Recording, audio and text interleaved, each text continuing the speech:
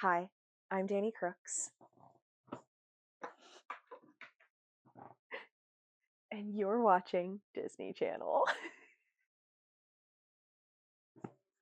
I've always wanted to do that.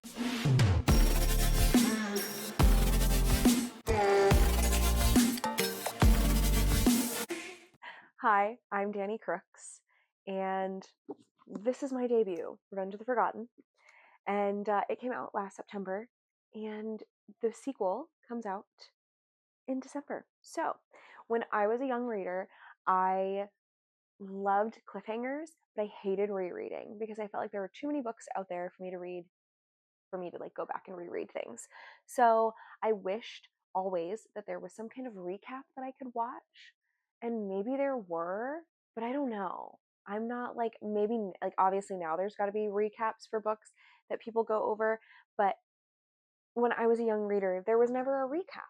So I'm going to do that. And we're going to talk about Revenge. Revenge of the Forgotten is loosely based off Roman mythology. It follows a girl named Vega who is cursed to forget the life that she comes from. You also meet Bridger Demico, who is the commander of Tolliver's army, and he is suddenly having dreams of Vega, who is his ex-girlfriend and is also bound to her by a dead demigod. So it is about Vega finding herself and her life, and Bridger having to cope with the decisions that he has made and seeing if there's a way to come back from that. It is a lovers to enemies situation. There is found family, political intrigue. There is a villain who some people can't help but love. It is an adult romantasy, very slow burn. The lovers do not get together in book one. They actually are still hating each other at the end of this book, or trying to hate each other. Over the next 6 weeks, I will be coming and hanging out with you once a week, and we will break down each chapter of Revenge of the Forgotten together. And this is part one. So we're going to go from the prologue to chapter 10. And we are going to talk about some of my favorite pieces. We are going to talk about some of the things that are happening, why they are happening, and I might give you a couple hints as to what you need to be thinking about when you read Vengeance. First of all, there are going to be spoilers in this. There's no way to avoid spoilers because we are doing a recap. So if you have not read Revenge of the Forgotten and you do not want to have any spoilers, please do not watch these videos and go read the book instead. You can find it on Amazon, Kindle Unlimited, and if you would like to buy a paperback from me, I would be very honored. You can find that on my website. So let's dive in.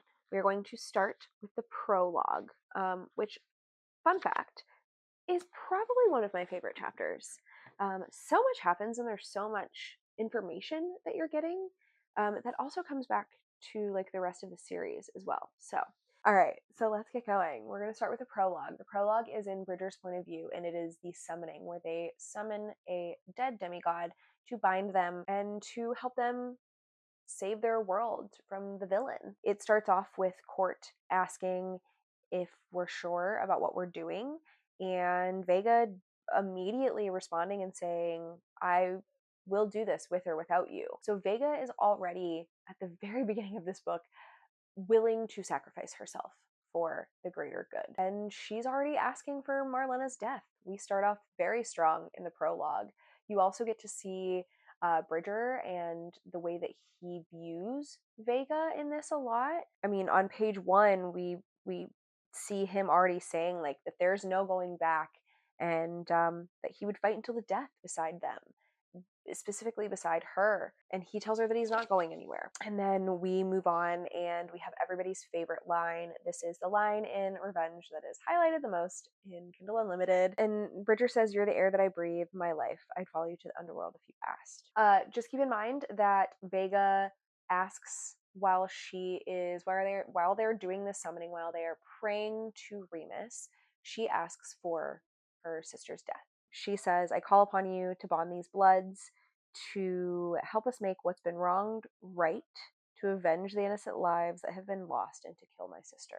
She's asking, they're praying and summoning, but she immediately brings death into the picture because she wants her sister dead. And I think that she knows even this early on that there's no coming back from what Marlena has done. The very end of this ends with somebody inside of their head saying, I saved her, do not waste this opportunity. Vega hears this as well, but it's obviously a little bit different of a version because it's, I saved you, do not waste this opportunity. So, prologue is the summoning. Chapter 1, we start off this story basically on Earth. That prologue gives you an idea of what kind of story we're telling, or what got them to the point of where they end up being when you can kind of understand the whole story. You start out on Earth, where Vega is kind of having a really awful day. She walks in on her husband between the legs of another woman on the kitchen table that Vega bought. Ow. Ow. That sucks. So she storms out after cussing him out, and he's crying like, oh God, Chase, get a grip. You're the one that cheated and you're crying? I can't. I just can't with that man. So she goes to the bar. Vega sits down, takes a couple shots. She's having a really rough day. And all of a sudden, she has her first vision, and it is of the summoning.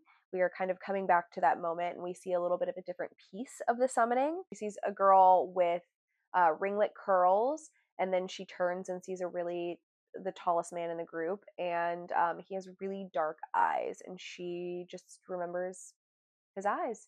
And she snaps out of this vision, and she's still sitting at this bar in Chicago, and the bartender's staring at her and being like, are you okay? Probably worried, to be honest. I'm a bartender, and if I saw a girl acting like Vega, I would be concerned too. But anyway, Vega gets up and she goes into the bathroom and she splashes her face with water, and she's obviously like, holy crap, maybe I'm panicking or I'm having a panic attack. But anyway, she talks herself out of it, and she looks herself in the mirror and she says, do not break down now.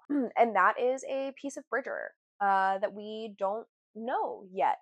But it's kind of become a motto in Vega's life. Whenever something bad happens, she kind of tells herself that she can't break down now. And then she goes back out. After this, she goes back out to the bar. She sits down. A girl eventually comes in and sits right next to her at this empty bar. She decides to sit right in this stool. So Vega turns to look, and it is the girl with the ringlet curls from her vision. And she says, it took me a lot longer to find you this time. That quote from Arlet is the reason that this series exists. It all started with a dream that I had. I always have been a reader. I was always also a writer. I wrote on like forums, and I've been writing all my life. When people would be like, well, what are you going to write a book about? And I was like, I don't know. I'll have a dream about it one day. And lo and behold, here I am all this time later. And in 2023, I woke up from a dream and I was like, what? Oh my God, I got to write this down. And it was that line from Arlet. And I had no idea what it meant at the time. I just knew that it would be like a really cool concept. And we're here. That is why this series exists. Chapter 2 is Vega meeting Arlet. Meeting, right? At least in this life. Vega also kind of revealing this piece of information where she's like, I've seen you before. Like, I've seen you in my dreams. And Arlet being like, you've what? Because keep in mind, that's never happened before in any of Vega's lives. We are at life 20 at this point, and she's never had any inkling or seen anything from any life. So it is very new for her to be in this position. So Arlet obviously is also like, wow, that's kind of crazy. I cannot believe that you are seeing this life.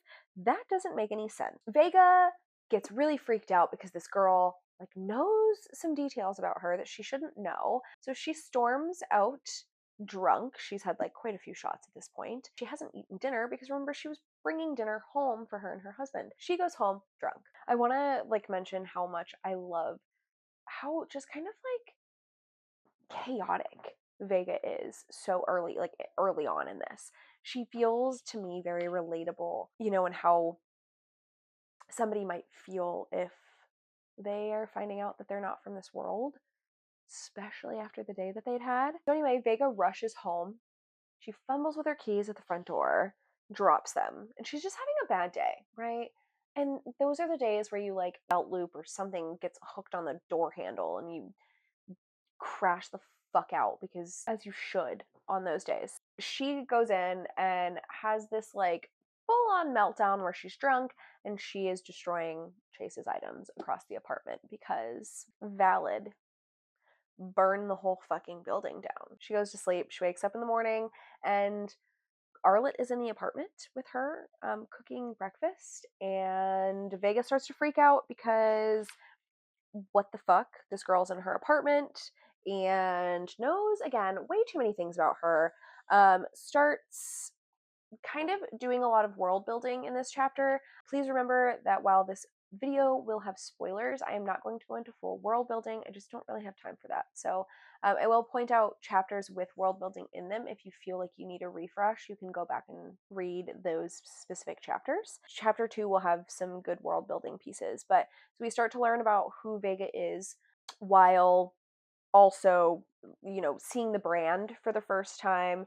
Vega does have another blackout moment. She does collapse. This is the first chapter we see Vega kind of control the weather, and we meet a blonde girl that we find out when Vega wakes up is her sister. And then Vega kicks Arlette out. She's like, "You've got to go.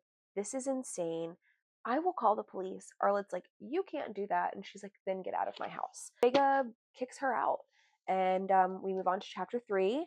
And chapter 3 is Vega finding the ring that Arlette leaves behind. I want to show you. So I live in Michigan now. I went to a rock store and I've been looking for something that reminds me of Vega's ring, because I describe it as a like dark stone with sparkles. And we later find out where that stone comes from. But this is a Michigan hematite. I probably said that wrong, but it is, I don't know if you're going to be able to see it, but it is just this like black sparkly stone. So that is the like stone, or what Vega's jewel looks like in the stone. So that's fun. And it's like a square, and it's just gorge. It's just a Gorgina ring. So she finds this ring. She's contemplating kind of everything that's happening, or has happened. And then she has to go to work, and we meet Bobby and Boo Bobby. Bobby's Diner is like loosely kind of structured after all of the crappy restaurants that I've worked in, and just some of the worst coworkers that you could have. While I've had some really wonderful ones, it's just fun to throw in the awful ones. So Bobby's Diner is a hate letter to all of the awfully run restaurants that I've had to be a part of in my life. And then we move on to meet Gregor at the corner store when Vega's buying her wine in chapter 3. And he is based off of an old boss that I had in a restaurant who was literally the worst and so awful and so hateful. Literally so Gregor.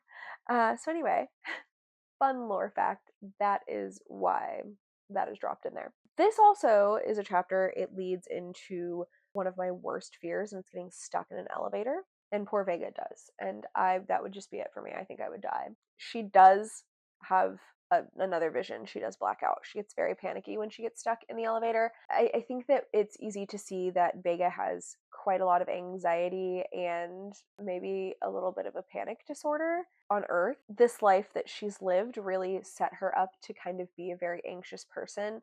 I do think that it maybe works out, and I think that maybe she's always been a little bit of an anxious person, as one would be if you've been cursed for 55 years to die and reset to different lives. I think I would probably have a panic disorder as well. So anyway, we get to meet Bridger for the first time, and this is the first time that he calls her kitten. And he says, "You're not the only one who loves a good challenge, kitten."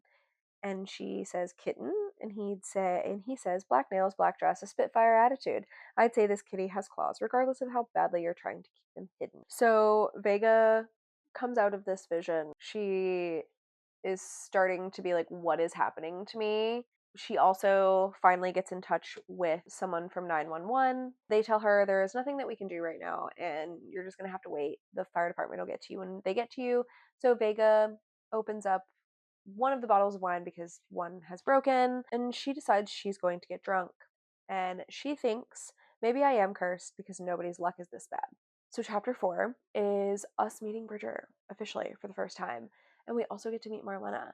And this starts out with Bridger being out in the outdoor training facility and learning that he has had his first dream. You have to remember at this point that Bridger has had his emotions and not necessarily his memories blocked, kind of.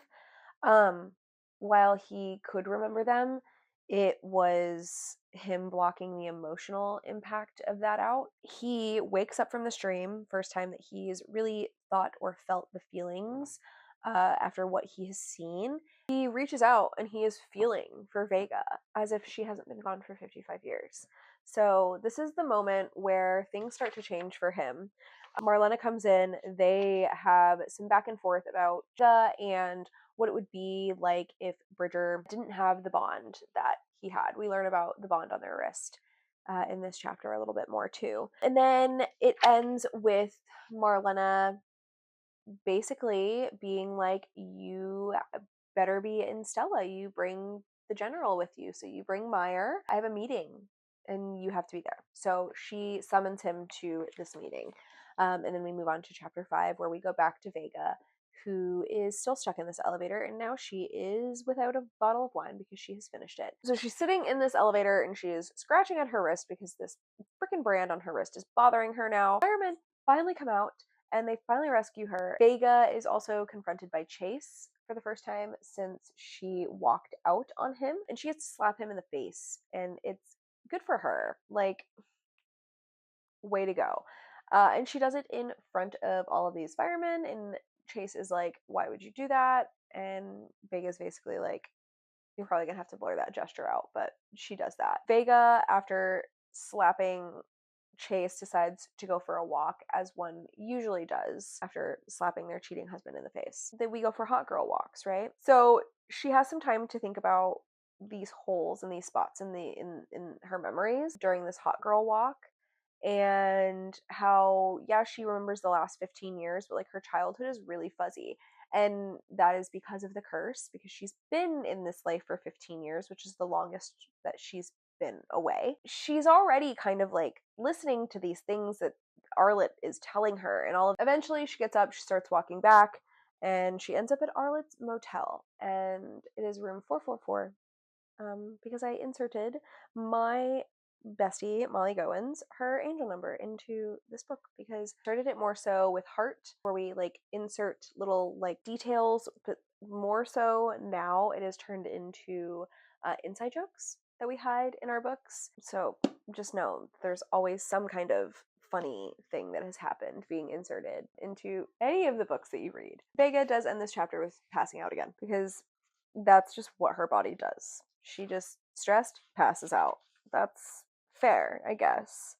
Chapter 6 is the first time that you get to see Bridger's dream. I want to talk about the dream sequences for a second, because it is very intentional the way that I wrote them. I don't want you knowing that you are in a dream. I want it to feel kind of jarring, because the characters are seeing it for what feels like the first time. And they're so detailed and they're so instant that it is jarring and confusing to them. So I want the reader to also feel that way when you come out of these visions or when you come out of these dreams. I want you for a second to be like, wait, hold on. That was a dream. Like, what? I want you to feel like you don't know if it's reality or a dream until you realize, okay, that was a dream. That was a very intentional writing choice for me, because it is shocking to them that they're remembering these things or seeing these things. Like, Vega doesn't have any of these memories, but she's seeing herself in these situations that are so true, and she's seeing herself with these people that are popping back into her life. And with Bridger, he hasn't thought about these things, and he hasn't experienced these emotions that come along with remembering or being haunted by memories. It is a jarring experience for them. It is a very confusing time. So it was intentional to write these flashbacks without you knowing if it's a flashback or not until one of them wake up from it. His first flashback is they are at a lake in Stella, and it is the first time that they are together. They knew each other. They met when Vega was 17 and he was 19. That was the first Saturnalia they met at, and they did not get together until 18 and 20. because Vega wasn't, if he wanted her, she was going to make him work for it. Bridger was the future commander of Tolliver, and while they hadn't met, they knew about the reputation of Bridger Demico, and he was a ladies' man. You also get to see Vega manipulate the weather for the first time, and you get to see how just pretty much like smitten Bridger is with Vega, and it's just sweet, and I just love them in this. And we also get to meet Meyer for the first time, and they contemplate together what the heck Bridger's dreams are meaning and why he's having them. And he's basically like, I don't know, but I don't know how I'm gonna live with them. Like, they have to stop. So we're already starting to see that take a toll on him, because Meyer's the one that comes rushing in and waking him up from this dream. And this dream is not a bad dream per se. He is seeing the first time that he had sex with the girl that he loves. Not a bad dream, but it is when you betrayed her and you're no longer together. That's basically what that one is. Some of my favorite quotes from this one are also some other people's favorite quotes that are highlighted a lot in Kindle. So he does say, the only thing I'm scared of is returning to a life without you in it. So you really get to see how much he loved her. He tells her, you're going to be my undoing, Vega Kylum. That chapter ends with Bridger being like, don't be late. Let's get some training in before we go to Stella. And then we go back to Vega in chapter 7. She has her fourth vision, but this one is off page, and it is of Stella burning to the ground. This is another chapter with a lot of world building. If you would like to go back and read it, this one is a really good one. I wanted to write this book in a way that we were learning about Vega's life and about Tolliver through Vega, because she obviously doesn't remember. I always thought it would be cool to find out that you were from a different world and had powers or whatever. So this is kind of my way to do that, and it's fun to learn through Vega's eyes. You get to see Vega learning about herself through Vega's eyes, which I think was really cool. You learn about kind of the Curia in this again a little bit more, the 12 original families and the gods, and Vega's powers and Marlena's powers, and we talk about Arlet and how she can manipulate what you see, but that she never had a power. And this is also where Tolliver comes into play. Tolliver made it into my first draft, and I never thought that it would make it to where it is now, because uh, it was just a silly thing, and I was like, okay, it'll get cut, but it's fun to have it in now. And everybody loved it, and now Tolliver has turned into so much more than I ever could have imagined, and I love that, because Tolliver is just so funny. And now I have little Tolly bears to give out at signings. So one of my favorite things that I've highlighted in this is the little joke about how much you know about the Roman gods this time around, and Vega saying, as much as anyone else knows about Roman mythology, that no one likes it as much as Greek mythology. And I just think that's funny. Also learn that they're 75 years old, and they're demigods, so they obviously don't age quite like others. When an average lifespan is anywhere from, I don't know, 350 years to 500 years, 75 years isn't a lot.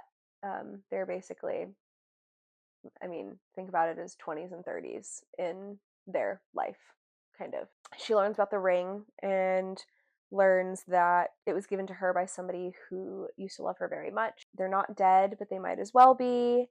And they talk about the brand and the night that they summoned Remus, and she kind of learns about the summoning. She asks who Bridger is, and Arlet tells her that they were together for 17 years. And Vega has a moment where she's kind of like, wow, like, not only did I have to miss out on a life, there's also somebody back in Tolliver who loves me. And I lost them too. And she finds out that, they get back via a portal. Tolliver happens, and then she leaves. She tells Arlet, if I want to do this, I will be back tomorrow. And then she goes back to her apartment, and it's her last night in the apartment, and it's basically her battling with what to do and how scared she is and how lonely she is and how crazy all of this seems. I also think it's really funny because she carves her initials into the table when she decides to leave, so that reminds Chase, who bought the fucking table? This also, I have people ask this question about the shirt, the band shirt that Vega wears in this, and it is an ode to one of my favorite bands, The Maine. Their logo, and I'm not sure if it's their logo now, but their logo back in the day was a circle with an M in it. And yeah, just a fun little thing to hide in there. So that's chapter 8. Chapter 9 is Bridger, and we get to meet his mom. Boo, Katrin, boo. We also meet Ivel. We meet 2 boos in this. You meet Nero a little bit. He's Laterra's Prefectus. We get a description of who we find out is Halo in this chapter, about a boy who has crazy power, can travel and take people with him, which is not normal. And then Marlena orders Bridger and Meyer to Earth, and that is kind of the breakdown of chapter 9. This is also probably a good world building piece to read if you would like to. Chapter 9 would be a good one. I think one of my favorite quotes from this one is just a reminder of Marlena being like, I don't answer to you, Bridger. You answer to me. Have you forgotten that? And it's just, I know that she's talking to Bridger, but Marlena is just such a mommy.